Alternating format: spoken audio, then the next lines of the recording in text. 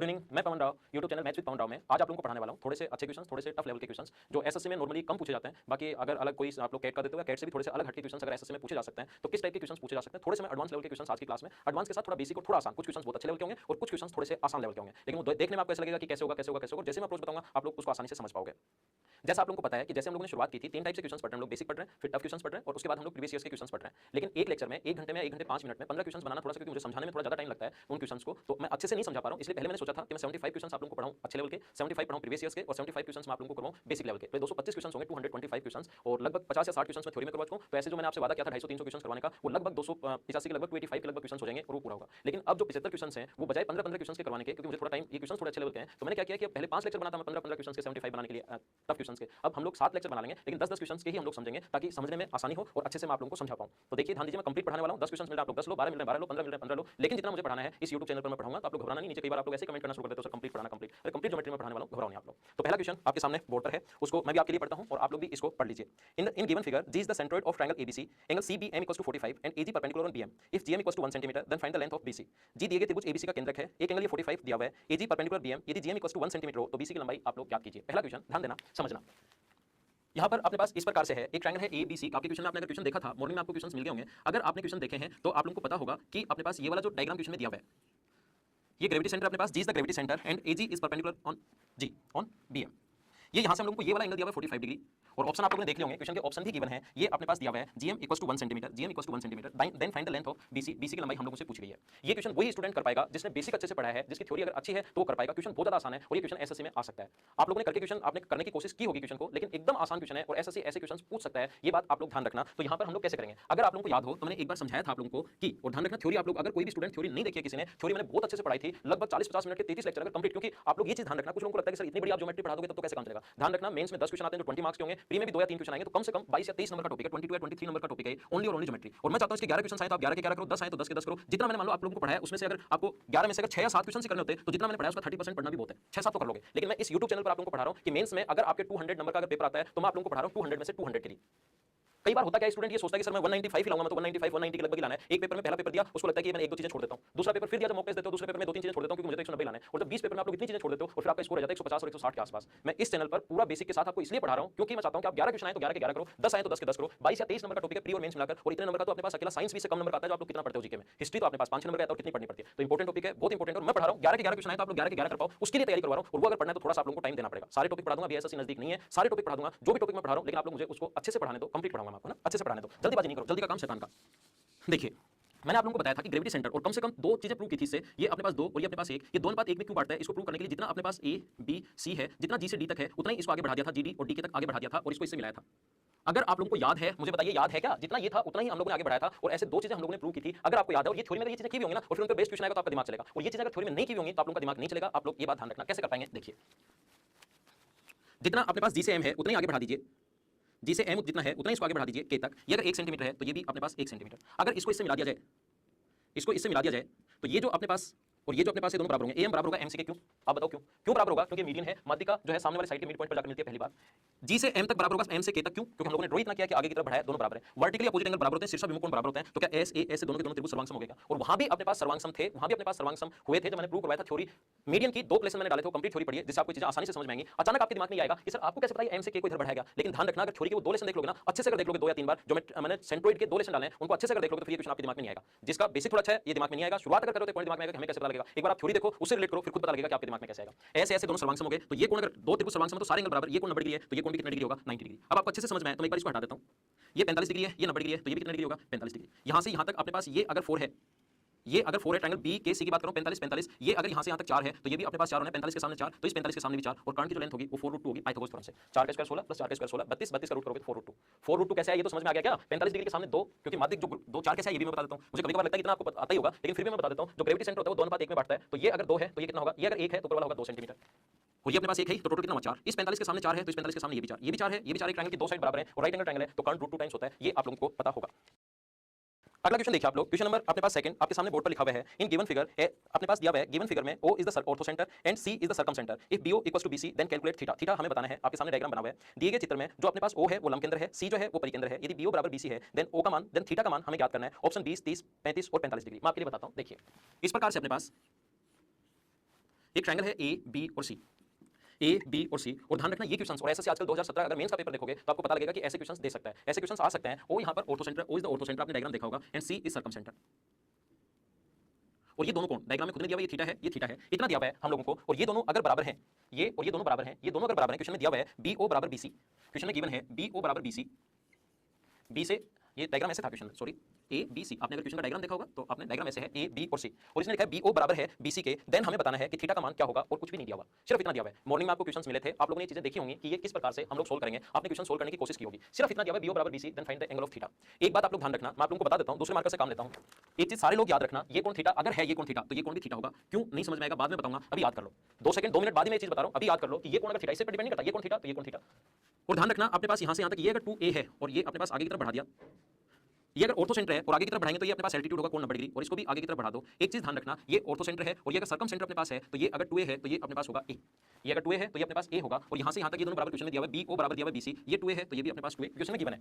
यहां से इसको मिला दिया जाए क्योंकि सर्कम सेंटर है और सर्कम सेंटर तीनों वर्टिसेस से इक्वल डिस्टेंस पर होता है, सर्कम सेंटर जो होता है तीनों शीर्षों से समान दूरी पर होता है, सर्कम सेंटर तीनों वर्टिसेस से इक्वल डिस्टेंस पर होता है। तो ध्यान रखना ये अगर a है तो ये कितना होगा 2a, a से कारण 2a नहीं हुआ, ये दोनों बराबर हैं, तो ये यहां से यहां तक सर्कम सेंटर जो होता है वो तीनों वर्टिसेस से इक्वल डिस्टेंस पर होता है, ये 2a है तो अपने पास ये 2a है तो ये भी 2a होगा, और ये कोण अपने पास मिड पॉइंट पर परपेंडिकुलर होता है, आपको पता होगा, तो ये a ये 2a, कर्ण हमेशा 30 डिग्री के सामने वाली साइड का डबल होता है, तो ये कोण आ गया अपने पास 30 डिग्री, कर्ण हमेशा 30 डिग्री के सामने वाली साइड का डबल होता है, तो ये आ गया 30 डिग्री, और ये इसके सामने 2a और 2a इसके सामने थीटा है तो ये भी अपने पास आ गया थीटा। अब इस ट्रायंगल की अगर मैं बात करूं, इस पॉइंट को एक बार मान लो p, इस ट्रायंगल की बात करूं मैं b p c की, तो ये 90 है, ये 2 थीटा है, ये 30 है और ये थीटा है, सभी को ऐड करने पर 180 डिग्री होना चाहिए, अपने पास 90 थीटा और थीटा अपने पास 2 थीटा प्लस ये अपने पास 30 degree plus 30 degree equals to अपने पास 180 डिग्री, तो 90 और 30 120 जाके माइनस होगा, तो 3 थीटा इक्वल्स टू अगर 60 डिग्री आ गया तो थीटा बराबर कितने डिग्री आ गया अपने पास 20 डिग्री, और यही अपना आंसर है। थीटा की वैल्यू पूछी है, ऑप्शन में दिया हुआ है 20 डिग्री, ये अपना आंसर है। देखो इसमें अपने पास कैसे इस चीज को प्रूव करेंगे, ध्यान देना बोर्ड पर। सबसे पहले मैं आप लोगों को समझा रहा हूं, एक बार क्वेश्चन में वापस पहले सबसे पहले मैं समझा रहा हूं, ये थीटा है तो ये थीटा कैसे होगा, ये चीज मैं आप लोगों को समझा देता हूं। देखिए ध्यान देना, एक पॉइंट सभी लोग समझ लेना, इस प्रकार से ये अगर ऑर्थो सेंटर है और ये सर्कम सेंटर है, दो चीजें हैं, एक तो ऑर्थो सेंटर है और एक सर्कम सेंटर है, ये यहाँ पर ऑर्थो सेंटर है और ये यहाँ पर सर्कम सेंटर है। सर्कम सेंटर जो होता है वो तीनों वर्टिसेस से इक्वल डिस्टेंस पर होता है, ये यहाँ से यहाँ तक की दूरी, यहाँ से यहाँ तक की दूरी और यहाँ से यहाँ तक की दूरी हमेशा बराबर होगी। और मैं आप लोगों को ये याद करवा रहा हूँ, ये थ्योरम है तो आप लोगों को याद रखनी है, ये कोण थीटा और ये कोण थीटा ऑलवेज इक्वल होंगे। क्यों, ये चीज मैं आप लोगों को समझाता हूँ क्यों बराबर होंगे। देखिए आप लोग मान लीजिए, एक बार मैं समझाता हूँ, कोशिश करना समझने की, ये तीनों अगर बराबर हैं तो इसके सामने ये वाला एंगल अगर a है तो क्या इसके सामने ये वाला एंगल भी a होगा क्या, और ये वाला एंगल अगर b है तो क्या ये वाला एंगल भी b होगा क्या, और ये वाला एंगल अगर c है इसके सामने तो क्या ये वाला एंगल जो होगा कंप्लीट क्या c होगा क्या। आप कहोगे कि सर हाँ होगा, ठीक है। मुझे बताइए एंगल 2a + 2b + 2c बराबर 180 डिग्री लिख सकते हैं क्या, 2 कॉमन ले लें तो a + b + c बराबर 180 डिग्री, a + b + c बराबर 180 डिग्री, तो बताओ a + b + c बराबर कितने डिग्री हो गया 90 डिग्री, ठीक है। अब आप लोग एक काम कीजिए, यहाँ से इस पर जो ऑर्थो सेंटर बनाना है तो ऑर्थो सेंटर तब बनेगा जब अपने पास एल्टीट्यूड हो, ऑर्थो सेंटर तब बनेगा जब यहाँ पर कितने डिग्री का कोण 90 डिग्री का, इस पर जब एल्टीट्यूड होता है उस कंडीशन में ऑर्थो सेंटर बनता है, लंब केंद्र बनता है। तो ये अगर b + c एंगल है तो क्या तीसरा एंगल ये 90 है, तो इसका तीसरा जो एंगल है ये वाला वो क्या 90 - b + c होगा क्या, ये b + c है, ये 90 है, त्रिभुज के तीनों कोणों का 180 डिग्री, तो ये वाला जो एंगल होगा वो होगा 90 + b + 90 - b + c, और यहाँ से इसको उधर ले जाएं a बराबर 90 - b + c, तो आप लोग खुद बताओ 90 × b + 90 - b + c की जगह क्या यहाँ पर a लिखा जा सकता है क्या, तो ये भी a है और ये भी a है, ये दोनों बराबर होता है। इस क्वेश्चन में गिवन था, इस क्वेश्चन में हमें ये दिया हुआ था कि ये भी a है ये भी थीटा है, ऐसा इस क्वेश्चन में दिया हुआ था। अब हम लोगों ने क्या किया, देखो यहाँ पर a या थीटा मान लेना, तो ये थीटा है तो ये थीटा है, क्या दोनों एंगल क्यों बराबर होंगे चीज समझ में आएगा, और दोनों एंगल अगर बराबर हो गए तो देखिए ध्यान देना आप लोग, पहला पॉइंट मैं वापस समझा रहा हूं आप लोगों को, ये इस प्रकार से अपने पास 2 नंबर क्वेश्चन है जिसका डायग्राम अपने पास बना हुआ है ए बी और सी, क्योंकि बहुत अच्छा क्वेश्चन है इसलिए मैं एक बार फिर आप लोगों को समझाऊंगा। पिछली बार मुझे पता है और क्लास में भी मैं ऐसे ही करता हूं, जब तक मुझे ऐसे नहीं लगता कि सभी के सही समझ में आ गया होगा तब तक मैं उसको चीज को समझाते रहता हूं। अब देखिए आप एक बार फिर देखो, अब एक बार पहले वाला जो समझाया था उससे डबल समझ में आएगा। ये यहां से यहां तक अपने पास 2a है तो ये भी 2a होगा, क्योंकि क्वेश्चन में गिवन है कि bo बराबर bc, हमने इसको 2a मान लिया तो ये भी 2a, और क्वेश्चन में दिया हुआ है ये कोण थीटा है तो ये कोण भी थीटा होगा। और ध्यान रखना ये कोण अगर कभी भी थीटा है, ये चीज याद रखना, और मैंने पहले भी कहा था बहुत सारी चीजें मैं आपको क्वेश्चंस में समझाऊंगा, थ्योरी कंप्लीट हो चुकी है लेकिन कुछ चीजें मैं आप लोगों को क्वेश्चंस जब करवाऊंगा तभी आपके समझ में आएगा। तो ये थीटा होगा तो ये भी हमेशा कितना होगा थीटा। अब अपने पास ये 2a सर्कम सेंटर हमेशा तीनों वर्टिसेस से इक्वल डिस्टेंस पर होता है, और सर्कम सेंटर बनता तब है जब साइड परपेंडिकुलर बाइसेक्टर, याद है क्या, परी केंद्र कब बनेगा जब साइड परपेंडिकुलर बाइसेक्टर मिलते हैं, तो ये कोण 90 डिग्री, ये अपने पास 2a यहां से यहां तक ऑर्थो सेंटर तक अगर 2a है तो सर्कम सेंटर से यहां तक होगा a, और ये दोनों बराबर, तो ये अपने पास 2a 90 डिग्री। कल की क्लास में, पिछली क्लास में मैं एक बार समझाया था जब टफ क्वेश्चंस करवाया था कि कर्ण हमेशा आप लोग ट्रिग्नोमेट्री लगा सकते हो, ये a है तो ये 2a है तो ये कोण कितने डिग्री आ गया 30 डिग्री, और ये दोनों बराबर हैं तो ये 2a के सामने थीटा है तो इसके सामने ये भी थीटा होगा, और अपने पास ये कोण तो 90 डिग्री। इस ट्रायंगल की बात कर रहा हूं मैं BPC की। अब आपको थोड़ा ज्यादा समझ में आएगा, BPC में 90 है, ये थीटा है, ये 30 है, ये थीटा है, ये 2 थीटा है, सभी को ऐड करने पर अपने पास 180 डिग्री, तो थीटा की वैल्यू आ जाएगी 20 डिग्री। आप जहां पर भी बैठे हैं आप लोगों के दिमाग में पॉइंट आ रहा होगा कि सर ये अगर 2a है तो आपने ये 2a तो क्वेश्चन में गिवन है, ठीक है, सर्कम सेंटर बराबर होता है तीनों वर्टेक्स से, तो ये भी 2a, ये a आपने कैसे लिख दिया, आ रहा है क्या, नहीं आ रहा तो आना चाहिए। अगर ये पॉइंट आपके दिमाग में नहीं आ रहा है तो आना चाहिए। ये a कैसे होगा, ये a करने का तरीका क्या आप लोगों को यूलर लाइन पढ़ाया था क्या, यूलर लाइन जहां पर पढ़ाया था कि किसी भी ट्रायंगल में ऑर्थो सेंटर, सर्कम सेंटर और ग्रेविटी सेंटर, इन सेंटर को अगर छोड़ दिया जाए तो किसी भी ट्रायंगल में ऑर्थो सेंटर, ग्रेविटी सेंटर और सर्कम सेंटर तीनों हमेशा एक स्ट्रेट लाइन में होते हैं, जो कि रेशियो 2:1 होता है। और वो रेशियो 2:1 क्यों होता है ये चीज भी मैंने समझाई। देखो ये 2a तो ये a कैसे है आपके दिमाग में अगर नहीं बन रहा है तो ये पॉइंट आपके दिमाग में बनना चाहिए। ये अगर पॉइंट आपके दिमाग में नहीं बन रहा है तो ये पॉइंट आपके दिमाग में बनना चाहिए, क्योंकि बहुत अच्छा क्वेश्चन है, बहुत इंपॉर्टेंट क्वेश्चन है ये वाला। और 90% लोगों से मॉर्निंग में जब मैंने क्वेश्चंस डाले थे तब आप लोगों से नहीं हुआ था, इसलिए मैं अच्छे से समझा देता हूं। ये ऑर्थो सेंटर है साइड परपेंडिकुलर बाइसेक्टर जहां पर मिलते हैं ये होता है अपने पास सर्कम सेंटर यहां पर बनेगा, और यहां से इसको अगर मिला दिया जाए तो इस मीडियन पर कहीं पर होगा ग्रेविटी सेंटर, और ये तीनों सेंटर एक स्ट्रेट लाइन में होते हैं, तो ये यूलर लाइन होती है, और यूलर लाइन होती है तो रेशियो 2:1 ऐसा मैंने बताया होगा अगर आपको याद है तो। अब क्यों होता है रेशियो 2:1? क्योंकि अपने पास ध्यान देना रेशियो 2:1 क्यों हुआ, इसलिए हुआ रेशियो 2:1 क्योंकि दोनों लाइन पैरेलल है। एक ही लाइन पर दो लाइन अगर परपेंडिकुलर है तो हमेशा एक दूसरे के साथ पैरेलल होंगे। पैरेलल होते ही अपने पास ये जो एंगल है वो इसके बराबर, ये वाला जो एंगल है अपने पास वर्टिकल अपोजिट एंगल बराबर, और दो ट्रायंगल के दो एंगल बराबर होते हैं, ये वाला एंगल इसके बराबर, ये वाला एंगल इसके बराबर, दोनों के दोनों ट्रायंगल सिमिलर हो गए, और ग्रेविटी सेंटर इसको 2:1 में बांटता है, तो अपने पास रेशियो तीनों के तीनों बराबर हो गए। ये दोनों लाइन पैरेलल होती है, दो लाइन अगर कभी भी पैरेलल हो जाए और इसको इससे मिला दिया जाए और इसको इससे मिला दिया जाए तो दोनों ट्रायंगल हमेशा सिमिलर होते हैं, याद भी कर सकते हो आप लोग। तो ये लाइन पैरेलल, इसको हम लोगों ने यहाँ से ये वाला जो पॉइंट है यहाँ पर मिला दिया, दोनों लाइन पैरेलल है, और इसको यहाँ से मिला दिया तो ये ट्रायंगल और ये ट्रायंगल सिमिलर हो गया। ये रेशियो अगर 2:1 है तो ये रेशियो भी 2:1 होगा, और ये रेशियो अगर अपने पास यहाँ से यहाँ तक 2 है तो ये भी अपने पास 1 होगा, और इस डायग्राम में वही मैंने काम में लिया। मैंने कहा ये क्वेश्चन आप लोग तब कर पाओगे और अच्छे से तब समझ पाओगे जब आपका बेसिक बहुत अच्छे से क्लियर होगा, और वो चीज मैं आप लोगों को पहले से ही समझा चुका हूं कि बेसिक क्लियर कैसे होगा। 33 या 34 लेसन ओनली ज्योमेट्री की थ्योरी के मैं डाल चुका हूं, उनको आप लोग देखिए ताकि यहां तक अप्रोच आप लोग लगा पाओ। समझ आएगा अब तो? ठीक लग रहा है ना? आगे चलते हैं। नेक्स्ट क्वेश्चन मैं आप लोगों को समझाता हूं, क्वेश्चन नंबर 3 जो कि एकदम आसान क्वेश्चन है और इसको आप लोगों ने किया भी होगा। आपके सामने बोर्ड पर क्वेश्चन है, आप लोग पढ़ लीजिए। एबीसी एक समबाहु त्रिभुज है, यहां पर ओबी ओ से ए तक, ओ से बी तक और ओ से सी तक बराबर है। एंगल बाइसेक्टर भी ये हैं, डी ई एफ क्रम से एओ बी और सीओ के मध्य बिंदु हैं। ओ को केंद्र मानकर एक वृत्त बनाया गया जिसका क्षेत्रफल 3 पाई सेंटीमीटर स्क्वायर हो, तो एबी की लंबाई फाइंड आउट कीजिए। यहां पर क्वेश्चन नंबर 3 है, इंग्लिश मीडियम वाले इंग्लिश में पढ़ लो क्योंकि दोनों मीडियम में हम लोग लेकर चलते हैं। ये कोई भी ट्रायंगल है अपने पास A B and C, A B C कोई इक्विलेटरल ट्रायंगल है, कोई ट्रायंगल नहीं है, इक्विलेटरल ट्रायंगल है। इसका यहां से ए से ओ तक, बी से ओ तक और सी से ओ तक मिला दिया गया। कौन समद्विभाजक है? ये एंगल बाइसेक्टर एक दूसरे को ओ पर मिलते हैं, और इसमें जैसे डायग्राम में हम लोगों को दिया हुआ है, डायग्राम इस प्रकार से बनाया हुआ है कि डी ई एफ इसके मिड पॉइंट्स हैं, यहां पर बनाया गया डी पॉइंट, ई पॉइंट और एफ पॉइंट इसके मिड पॉइंट्स हैं। अगर इनको मिला दिया जाए तो अपने पास यहां पर जो सर्कल बनेगा उसका एरिया दिया हुआ है, इसकी रेडियस आर मान लो, और पाई आर स्क्वायर हमें दिया हुआ है 3 पाई, इससे कट गया तो आर बराबर अपने पास आ गया √3। आर की वैल्यू √3 है, आर की वैल्यू √3 है। इस क्वेश्चन को करने के कई तरीके हैं। आर की वैल्यू √3, आर की वैल्यू √3, और ये कौन होगा 120 डिग्री। क्यों ये वाला कोण 120 डिग्री क्यों होगा? इन सेंटर पर बना जो एंगल होता है वो 90 degree plus half of A, 90 degree plus half of B और 90 degree plus half of C होता है। इन सेंटर पर बना angle 90 plus half of A, 90 plus half of B और 90 प्लस हाफ ऑफ सी, तो ये 60 डिग्री क्योंकि इक्विलेटरल ट्रायंगल अगर आपने क्वेश्चन पढ़ा है तो 90 प्लस हाफ ऑफ ए ये 120 डिग्री है, 90 में 30 साइड होगा 120। और क्या आप लोग यहाँ पर अपने पास मिड पॉइंट है, मिड पॉइंट को मिलाने वाली लाइन की लेंथ निकाल सकते हो क्या? मिड पॉइंट है, मिड पॉइंट है, ये √3 है, ये √3 है तो 120 डिग्री, तो कोसाइन रूल लगा दो, कोस 120 डिग्री बराबर आएगा 3 इसका स्क्वायर प्लस इसका स्क्वायर माइनस अपने पास ई एफ का स्क्वायर अपॉन 2 इंटू √3 इंटू √3 का मतलब 3।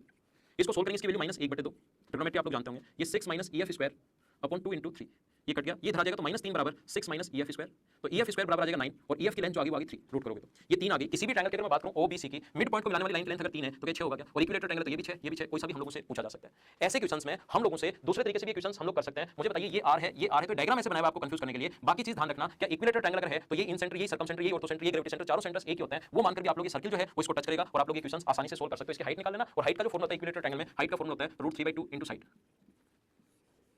हाइट इक्विलेटरल ट्रायंगल में हाइट का फॉर्मूला √3/2 इंटू साइड आया कैसे? यहाँ से ये अपने पास a है तो ये होगा a/2, और हाइट h, पाइथागोरस थ्योरम लगा दो तो पाइथागोरस थ्योरम से लिख सकते हैं h² बराबर a² माइनस a² 4, तो h² बराबर अपने पास हो जाएगा 3a²/4, और रूट करोगे तो इसका रूट √3, इसका रूट 2 और इसका रूट 1, ये अपना आंसर आ जाएगा।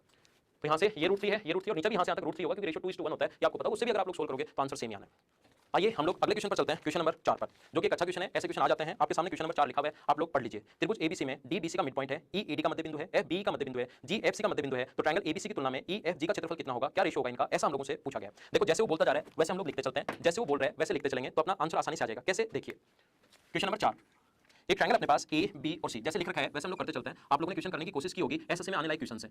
देखो बहुत सारे क्वेश्चन ऐसे होते हैं जो एसएससी में आने लायक नहीं होते, मैं बहुत और इससे भी एडवांस लेवल, अगर आप मुझे कमेंट कर देना कि सर इससे भी एडवांस लेवल पढ़ाओ जिसमें काफी सारी चीजें हम लोगों को इधर से इधर मिलानी पड़ती हैं, वो क्वेश्चन भी मैं आप लोगों को करवा दूंगा। वो भी बहुत सारे क्वेश्चन मेरे पास हैं, लेकिन मैं सभी वो क्वेश्चन करवा रहा हूं जो एसएससी में आ सकते हैं, है ना। एडवांस लेवल के क्वेश्चन जो आपको नहीं आते हो, जो एसएससी में या सीडीएस में या कैट में आ सकते हैं, वो क्वेश्चन मैं करवा रहा हूं। नहीं तो अपने पास वो वाली ज्योमेट्री भी है, वो वाले क्वेश्चन भी हैं जिनमें मतलब और हार्ड और टफ लेवल के, मतलब उसमें कुछ चीजें हमें ड्रॉ करनी पड़ेंगी हमेशा, तभी वो क्वेश्चन सोल्व होंगे। ऐसे क्वेश्चन भी बहुत सारे अपने पास हैं। आपको अगर लगे कि सर वो क्वेश्चन भी सोल्व करो तो मैं दे दूंगा, लेकिन अपने कंपटीशन में कैट में, एसएससी में, सीडीएस में, पटवारी वगैरह के जो एग्जाम होते हैं नहीं आते, जो भी अपने एग्जाम्स होते हैं। इसलिए जो क्वेश्चन एसएससी में, कैट में और इनमें सीडीएस में जो आते हैं और अच्छे लेवल के होते हैं उनकी मैं अप्रोच बता रहा हूं, है ना, ताकि एक हम लोग मतलब अच्छे तरीके से पढ़ें, अच्छा मटेरियल पढ़ें। नहीं तो और एडवांस लेवल के क्वेश्चंस भी अपने पास हैं। देखिए एबीसी डी बीसी का मिड पॉइंट है, अपने पास डी जो है वो बीसी का मिड पॉइंट है, डी बीसी का मिड पॉइंट है, ठीक है। ई एडी का मिड पॉइंट है, एडी का मिड पॉइंट जो है वो अपने पास है ई, ओके। एफ जो है वो बी का मिड पॉइंट है, एफ जो है वो बी ई का मिड पॉइंट है। इसके बाद इसने लिखा है कि एफ एफ सी का, जी जो है वो एफ सी का मिड पॉइंट है। एबीसी की तुलना में ई एफ जी कितना होगा, एफ सी का मिड पॉइंट जी है, तो एबीसी बड़े वाला ट्रायंगल और एएफजी इसका हम लोगों को ये पूछा गया है कि एएफजी का क्षेत्रफल और बड़े वाले का क्षेत्रफल। अच्छा क्वेश्चन, और ऐसे क्वेश्चन एसएससी में आ सकते हैं। कैसे अप्रोच लगाओगे? देखिए क्या मैंने ऐसा बताया था कि आपको रेशियो भी आ सकता है 1:2, 2:3, 3:4 रेशियो भी आ सकते हैं। रेशियो में आ गया वो थोड़ा और अच्छा क्वेश्चन बन जाएगा जो हम लोग करेंगे। पहले मैं आपको मिड पॉइंट वाला समझा रहा हूं। क्या आप लोगों को पता है क्या कि एरिया का रेशियो हमेशा वही होता है जो उनके बेस का रेशियो है। अगर ये मिड पॉइंट रेशियो 1:1 है तो एरिया का रेशियो भी 1:1 होगा। क्या आप लोगों को पता है क्या? अगर पता है, नहीं पता तो पता होना चाहिए, मीडियन पढ़ लो, उसमें मैंने अच्छे से समझाया। जो बेस का रेशियो होगा वही उसके एरिया का रेशियो होगा। माध्यिका सेंट्रोइड जब पढ़ाया था ये पॉइंट अच्छे से पढ़ाया था, उसमें आप लोग देख लीजिए। ये अगर अपने पास यहां से यहां तक मिला दो, इसको अगर मैं मिला दूं तो ये अगर मिड पॉइंट है, ई एफ जी की बात कर रहा हूं, ये अगर मिड पॉइंट है तो इसका क्षेत्रफल अगर 1 है और जी मिड पॉइंट है, रेशियो 1:1, तो इसका क्षेत्रफल भी 1 होगा। अब मुझे बताइए, आसान और अच्छा क्वेश्चन है ये, ई सी एफ का क्षेत्रफल 1 और 1 मिलकर 2 हो गया, और ये अगर मिड पॉइंट है तो बेस अपने पास बी, बेस पर एक ट्रायंगल तो इधर वाला बन गया और एक ट्रायंगल इधर वाला बन गया, इसका क्षेत्रफल अगर 2 है तो इसका क्षेत्रफल भी 2 होगा क्या? आप कहोगे इसकी तरह होगा। तो देखो यहां पर अपने पास इस प्रकार से है, मुझे बताओ, अब मैं बात करूं बी ई सी ट्रायंगल की बात करूं, टोटल का क्षेत्रफल 2 और 2 4 जो रेड से दिखाया, टोटल का क्षेत्रफल अपने पास 4 हो गया, तो मुझे बताओ बी ई डी का जो क्षेत्रफल होगा वो भी इधर वाले का क्षेत्रफल भी 2 होगा। अगर अलग-अलग बांटे, टोटल का 4 है, रेड में तो 2 1 और 1, अगर ऐसे बांटे कि बी ई डी का क्षेत्रफल और सी ई डी का क्षेत्रफल टोटल अगर 4 है तो इधर वाला भी 2 होगा और इधर वाला भी कंप्लीट 2 होगा, जो मैं ग्रीन से दिखा रहा हूं। अब मुझे बताइए इधर वाले ट्रायंगल की अगर मैं बात करूं ए डी बी की, ई मिड पॉइंट है, मिड पॉइंट से नीचे अगर डी ई बी का क्षेत्रफल 2 है तो इसका क्षेत्रफल भी कितना होगा? 2, क्योंकि मिड पॉइंट जो होता है वो एरिया को बराबर बराबर बांटता है, ऐसे इधर इसका क्षेत्रफल 2 है तो ये भी कितना होगा? 2, तो टोटल कितना होगा मुझे बताइए? 8। टोटल कितना हो गया अपने पास? 8। इसका क्षेत्रफल ये अगर 1 है और टोटल का 8, तो क्या अपना आंसर 1/8 आ गया? तो बहुत अच्छा एसएससी में आने वाला क्वेश्चन है, इंपॉर्टेंट क्वेश्चन है, अच्छे क्वेश्चन होते हैं ये, आप लोग इसको ध्यान रखना। ये क्वेश्चन हम लोग बाद में रेशियो में भी बनाएंगे, तो मिड पॉइंट में बना दिया ताकि आपको सही समझ में आए। सेम क्वेश्चन जो है हम लोग उसको रेशियो में भी बनाएंगे, ये बात आप लोग ध्यान रखना। नेक्स्ट क्वेश्चन की तरफ चलते हैं हम लोग। क्वेश्चन नंबर 5 देखिए आप लोग। 5 नंबर क्वेश्चन आपके सामने बोर्ड पर लिखा हुआ है, diagonals AC and BD of a quadrilateral ABCD meet at E if A equals to 2, B equals to 5, C equals to 10 and D equals to 8, 4, BC equals to 15/2, find the length of AB by the following figure। नीचे एक अपने को diagram भी दिया हुआ है, आपने question में दिखाई दे रहा है आपको डायग्राम, कैसे सोल्व करेंगे ध्यान दीजिए बोर्ड पर। क्वेश्चन नंबर हम लोग देख रहे हैं 5 नंबर, ये इस प्रकार से है, एक सर्कल है, ये यहां पर पॉइंट्स हम लोगों को दिए हुए हैं, एक पॉइंट दिया हुआ है A B और दूसरा ये दिया हुआ है D C। यहां से ये इसका सेंटर मान लो O है, तो अपने पास ये दोनों डायगोनल्स जो जहां पर मिलते हैं इसके, ये पॉइंट ई है। बहुत अच्छा क्वेश्चन है, अगर आपको इसकी अप्रोच पता है तो क्वेश्चन आसान है, अगर अप्रोच नहीं पता तो क्वेश्चन फिर आपके लिए टफ होता हुआ चला जाएगा। यहां पर इस प्रकार से आप लोग इससे बी से सी की लेंथ दी हुई है, ये और ये आप लोग मिला दीजिए और ए बी सी डी एक साइक्लिक क्वाड्रेटर बन गया। बताओ चक्रीय चतुर्भुज या साइक्लिक क्वाड्रेटर होता क्या है? ऐसा कोई भी क्वाड्रेटर जिसके चारों वर्टिसेस सर्कल की सर्कमफ्रेंस पर हो, साइक्लिक क्वाड्रेटर या चक्रीय चतुर्भुज बोलते हैं। तो ये अपने पास ए से ई तक 2 दिया हुआ है, ये 2 है, बी से ई तक दिया हुआ है 5, ये 5 है, ई से सी तक क्वेश्चन में दिया हुआ है 10, ये 10 है, और डी से ई तक दिया हुआ है 4। ध्यान रखना क्वेश्चन में 4 दे दिया, अगर क्वेश्चन आपने पढ़ा है तो वैसे देना जरूरी नहीं है, क्योंकि 10 गुना 2 और 5 गुना x बराबर होगा, तो क्वेश्चन में देना जरूरी नहीं है, ये खुद ही 4 होगा। ध्यान रखना, इसने तो क्वेश्चन में दे दिया, वैसे देना जरूरी नहीं है। और ये BC बराबर 15/2 है, BC की जो लेंथ है वो 15/2 है, तो दिए गए चित्र में AB की लंबाई बताइए, AB की लेंथ हम लोगों को फाइंड आउट करनी है। कैसे कर पाएंगे? देखो ध्यान दो बोर्ड पर आप लोग कैसे कर पाएंगे, अच्छा क्वेश्चन है। मुझे आप लोग ये बताइए सबसे पहले, ये कोण इस आर्क द्वारा AB द्वारा, ये कोण अगर थीटा है तो सेम आर्क द्वारा इधर बना कोण ये भी थीटा होगा क्या? ऐसे DC आर्क द्वारा यहां पर बना कोण ये अगर फाई है तो क्या अपने पास ये वाला कोण भी फाई होगा क्या? सेम आर्क द्वारा सर्कमफ्रेंस पर बने कोण बराबर होते हैं, और आपको पता है वर्टिकली अपोजिट एंगल शीर्षाभिमुख कोण तो बराबर होते ही है, तो क्या दोनों के दोनों ट्रायंगल सिमिलर हो गए क्या? और सिमिलरिटी से लिख सकते हैं थीटा के फाई के सामने 10 है, फाई के सामने 10, इधर फाई के सामने कितना है 4, इधर थीटा के सामने कितना है 2, और इधर अपने पास थीटा के सामने कितना है 5, 10 ये लिखा ना पहले, जो जिस ट्रायंगल को हम लोग पहले लिखेंगे इसका 10 पहले लिखा तो इसका 5 पहले लिखना पड़ेगा, थीटा के सामने 5, तो यहाँ पर थीटा के सामने कितना है 2, यहाँ पर जो अपने पास ये एंगल है दोनों, इसके सामने 15/2 और इसके सामने ये कितना अपने पास AD, तो फर्स्ट और सेकंड तो अपने पास सेम है 5/2 5/2, तो इनको सोल्व करोगे तो AD की जो वैल्यू आ जाएगी, AD बराबर क्या अपने पास 2 से तो गुना हो जाएगा, 2 गुना 15/2 और 5 नीचे चला जाएगा, 2 से 2 कट गया, तो AD की लेंथ क्या 3 आ गई क्या? सबसे पहले मैं बता रहा हूं कि AD की लेंथ 3 आ गई, आप लोग डायरेक्ट भी देख सकते हो, इनका जो रेशियो है वो अपने पास 5/2 है, तो अपने पास 2/5 अगर कर दें तो ये 3 आ जाएगा, डायरेक्ट भी आप लोग देख सकते हो। पहला पॉइंट मैं मिटा देता हूं, आप लोगों ने लिख लिया होगा। सबसे पहले 3 कैसे आया ये चीज मैंने समझा दी है। दूसरा ध्यान रखना, अच्छा क्वेश्चन है ये, कोशिश करना समझने की। दूसरा पॉइंट आप लोग याद रखना, ये आ गया तो मैं इसको हटा देता हूं यहां से। अब मुझे आप लोग ये 3 कैसे है मैंने बता दिया, अब आप लोग मुझे ये बताओ, इसके सामने ये कोण अगर थीटा है इस आर्क द्वारा, AD द्वारा ये कोण अगर अपने पास x है या ये कोण अल्फा अगर माने, तो क्या AD आर्क द्वारा इधर बना कोण अल्फा होगा क्या? ऐसे BC आर्क द्वारा इधर बना कोण अगर बीटा है तो ये कोण भी क्या बीटा होगा क्या? तो इस बीटा के सामने कितना है 5 और वर्टिकल अपोजिट एंगल बराबर होती है, दोनों के दोनों ट्रायंगल सिमिलर हो गए, बीटा के सामने 5 और बीटा के सामने कितना आ गया 10। अपने पास यहां पर अल्फा के सामने कितना है 2 और ये कितना आ गया 4, कॉमन के सामने कितना है AB, तो ये कितना और ये कितना अपने पास CD लेंथ नहीं दी हुई, ये 1/2। अगर हम लोग इसको अगर ABCD बराबर क्या यहां से ट्वाइस ऑफ AB लिख सकते हैं क्या? मतलब AB की वैल्यू अगर x है तो ये दुगुना होगा, तो इसको 2x लिख सकते हैं क्या? समझ पा रहे हो क्या आप लोग? x और 2x कैसे है? क्योंकि वही दोनों सिमिलरिटी लगी, वापस एक बार तो इन दोनों में सिमिलरिटी लगी और एक बार इन दोनों में सिमिलरिटी लगी, दोनों के दोनों जो ट्रायंगल हैं वो अपने पास सिमिलर हो गए 2 बार, ये x और ये 2x और ये 3 कैसे है ये मैंने समझाया। अब देखिए क्वेश्चन यहां पर, अभी तो क्वेश्चन बना है, अब जो क्वेश्चन अपने पास वो इस प्रकार से है, ध्यान देना आप लोग। अब मुझे बताइए क्या ABCD साइक्लिक क्वाड्रेटर है, और अगर आप लोगों को याद हो मैंने एक बार समझाया था साइक्लिक क्वाड्रेटर में अपोजिट साइड्स का multiplication 2x into x plus opposite sides का मल्टीप्लिकेशन 15/2 into 3 बराबर होगा, दोनों डायगोनल्स ये 12 है, 12 गुना 9 108 के बराबर। ये मैंने एक थ्योरम पढ़ाई थी जब चक्रीय चतुर्भुज पढ़ाया था सर्कल में, तो मैंने आपको बताया था इन दोनों का मल्टीप्लिकेशन और इन दोनों का मल्टीप्लिकेशन 2x into x और ये इन दोनों का सम इसके बराबर होगा। यहां से सोल्व करके क्या आप लोग x² बराबर 2x² 2 का भाग दे देंगे, बराबर 12 गुना 108, 2 का भाग दिया तो अपने पास बचा 54 और ये आ गया 45/4। सभी जगह 2 का भाग दे दिया तो 2 का भाग दिया तो x², 2 का भाग दिया तो 45/4 और 2 का भाग दिया तो 54। इसमें से माइनस करेंगे तो यहां से x² की जो वैल्यू आ जाएगी वो 216 में से 45 माइनस करोगे तो 171/4 और यहां से x का मान जो आ गया रूट में 171/2, ये अपना आंसर। तो 5 नंबर क्वेश्चन बहुत अच्छा क्वेश्चन था, आपने सुबह करने की कोशिश की होगी, टेलीग्राम के लिंक पर मैंने आपको बता दिया, बार-बार क्वेश्चंस आते हैं मॉर्निंग में और इवनिंग में उन क्वेश्चंस को मैं आपके लिए सोल्व करवाता हूं। तो आइए नेक्स्ट क्वेश्चन पर चलते हैं हम लोग, क्वेश्चन नंबर 6 पर। जैसे ये क्वेश्चन था इतना इंपॉर्टेंट, अगला क्वेश्चन जो है अपने पास क्वेश्चन नंबर 6 आपके पास ये भी उतना इंपॉर्टेंट है, आपके सामने बोर्ड पर है, आप लोग पढ़ लीजिए और मॉर्निंग में आपको मिल गया था। एक समद्विबाहु त्रिभुज का आधार 4 सेंटीमीटर तथा भुजाएं 3 सेंटीमीटर है, आधार से एक लाइन इस प्रकार से खींची गई कि इसके क्षेत्रफल और परिमाप दोनों को 2 बराबर भागों में बांटा गया है, जैसे चित्र को दिखाया गया है। तो आधार के जो 2 खंड बनेंगे उनका माप बताइए, डायग्राम आप लोग देख लीजिए और अब ध्यान दो क्वेश्चन पर कैसे करेंगे। ये ट्रायंगल अपने पास A B और C, ये A B और C एक अपने पास ये है, ये एक आइसोसेलेस ट्रायंगल, इसमें 3 दिया हुआ है, ये 3 दिया हुआ है और आधार दिया हुआ है 4। ये अपने पास DE कोई लाइन है जो इसको क्षेत्रफल को भी 2 बराबर भागों में बांटती है, इसके एरिया को भी 2 इक्वल पार्ट्स में बांटती है और इसके परिमाप को भी 2 इक्वल पार्ट्स में बांटती है, यानी कि इधर वाले का परिमाप और इधर वाले का परिमाप बराबर होगा। तो मुझे बताइए क्या AB कोशिश करना समझने की, बहुत अच्छा क्वेश्चन है। AB plus BD plus DE plus EA, इधर वाले का जो परिमाप है वो क्या इधर वाले के परिमाप किसके बराबर? DC plus CE, DC plus C E D C plus C plus D E के बराबर होगा। और डी से डी कट जाए, अगर डी से डी कट जाए तो कौन कौन बराबर होंगे, A B plus B D plus E A बराबर होगा किसके, डी सी प्लस सी के। और इन सभी को अगर मैं ऐड कर दूं, A B plus B D plus E A plus D C plus इन सभी को ऐड कर दूं तो अपने पास 4 3 7 और 3 10 आना चाहिए। और दोनों तरफ बराबर बराबर है, मतलब ये भी 5 होगा और ये भी कितना होगा 5। अगर दो चीजें हैं दोनों तरफ बराबर बराबर और दोनों को ऐड करने पर अगर 10 आ रहा है और उनको बराबर बराबर करोगे तो कितना कितना होगा, 5 और 5 होगा। ये आप लोगों को पता है, ऐड करो सभी को, A B plus B D plus E A, इनको भी इधर वालों को प्लस करो, E C plus B D, तो ऐड करोगे तो पूरा 4 हो जाएगा, B D plus D C, B D plus D C 4 पूरा 4 हो जाएगा। ये पूरा अपने पास 3 है, ए प्लस ई सी भी अपने पास पूरा अपने पास 3 हो जाएगा, ऐड करोगे तो 10 और बराबर बराबर तो 5 और 5, तो अपने पास डी सी प्लस सी की वैल्यू 5 आ गई। 5 अगर आ गई तो एक को अगर आप लोग एक्स मानोगे, इसको अगर मैं एक्स मानूं, डी से सी तक को अगर मैं एक्स मानूं, यहां से यहां तक इसको अगर मैं एक्स मानता हूं, टोटल 5 है, तो यहां से यहां तक ये जो बचेगा वो 5 माइनस एक्स बचेगा। तो सबसे पहले एक्स और ये 5 माइनस एक्स कैसे है, ये चीज मैंने आपको एक्सप्लेन की, ये मैंने समझाया। अब यहां से क्वेश्चन अच्छा बनता है, देखिए ध्यान दीजिए बोर्ड पर। तो ये हुई सबसे पहले परिमाप की बात। नहीं समझ में आया तो मैंने अच्छे से समझा दिया, मैं इसको वापस नहीं समझाऊंगा, इसको थोड़ा सा रिवाइज करके देख लो। जब मुझे लगता है ना कि वापस समझाना चाहिए तो मैं समझा दूंगा, और मुझे अगर ये लगता है कि इसको आप रिवाइज कर लोगे, मैंने अच्छे से समझा दिया तो रिवाइज कर लेना थोड़ा सा पीछे से। अब क्षेत्रफल देखो, ये कौन मान लो थीटा है, तो इस वाले का जो क्षेत्रफल है और पूरे का जो क्षेत्रफल उससे आधा होगा, क्योंकि क्षेत्रफल को भी दो बराबर बराबर भाग में बांट दिया, तो इस वाले का क्षेत्रफल निकाल लो और टोटल का क्षेत्रफल को अगर आधा कर दोगे तो इसका क्षेत्रफल आना चाहिए। और एक ट्रायंगल, ये सारी चीजें मैं आप लोगों को बताते चलूंगा। एक ट्रायंगल की दो साइड और उसके बीच का कोण दिया हुआ है, तो एरिया का formula half B C sin theta होता है। मेंसुरेशन जब मैं आप लोगों को पढ़ाऊंगा ये वाला पॉइंट मैं आप लोगों को बताने वाला हूं। बी और सी और बीच का कोण अगर दे तो एरिया का formula half B C sin theta होता है। तो इसका ट्रायंगल डी ई सी का जो एरिया है वो अपने पास होगा half into x into 5 minus x.